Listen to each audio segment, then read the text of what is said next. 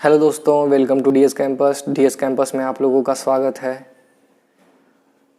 अभी हम लोग जानकारी इकट्ठा कर रहे हैं भारतीय वैज्ञानिक के जो आधुनिक काल के थे और उनके शोध और उनके खोज के बारे में। तो जो साइंटिस्ट आप लोगों के लिए लेकर के आए हैं उनके बारे में जानकारी देने के लिए, उनका नाम है प्रफुल्ल चंद्र राय।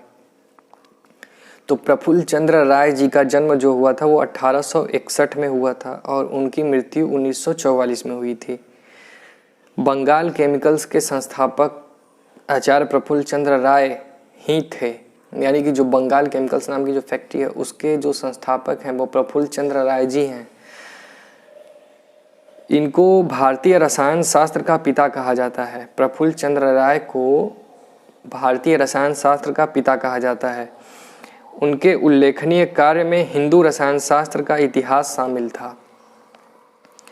2 खंडों में प्रकाशित हुई थी उनकी आत्मकथा, life and experiences of a Bengali chemist, यानी कि life and experiences of Bengali chemist. ये 2 भाग में प्रकाशित हुई थी, उनके सर्वश्रेष्ठ कामों में शामिल है।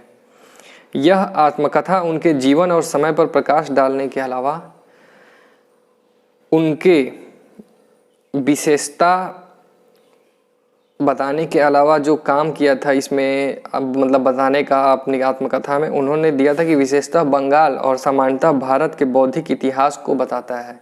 यानी कि अपनी आत्मकथा में उन्होंने अपने बारे में बताने के साथ साथ उन्होंने बंगाल और सामान्यतः भारत के बौद्धिक इतिहास के बारे में भी बताया था।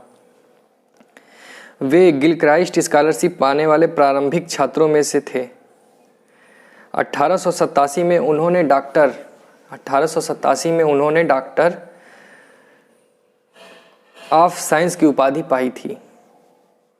1887 में उन्होंने डॉक्टर ऑफ साइंस की उपाधि पाई थी और मेंडलीफ की आवर्त सारणी के कई गुमनाम तत्वों को खोजने के लिए इंटरमीडिएट के रूप में जल में घुलनशील मर्क्यूरस नाइट्रेट तैयार करने के दौरान उन्होंने अनेक दुर्लभ खनिजों को व्यवस्थित रासायनिक विश्लेषण किया। यानी कि मेंडलीफ ने जब अब तत्वों का खोज कर रहे थे, एलिमेंट का खोज कर रहे थे, तो उसमें कई तत्व जो थे वो गुमनाम थे। तो उनको खोजने के चक्कर में इन्होंने और बहुत सारे खोज कर दिए। जैसे कि जब मर्क्यूरस नाइट्रेट तैयार कर रहे थे वो, तो उसमें उन्होंने कई गुमनाम खनिजों को भी व्यवस्थित कर दिया, मतलब उसके बारे में जानकारी दे दी, उसका विश्लेषण किया।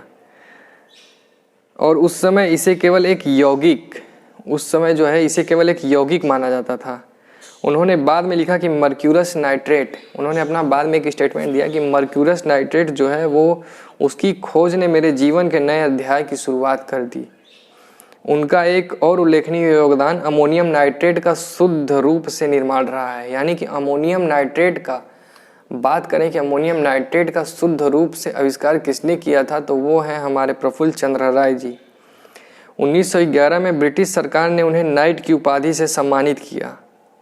1911 में उन्होंने ब्रिटिश सरकार ने नाइट की उपाधि से सम्मानित किया।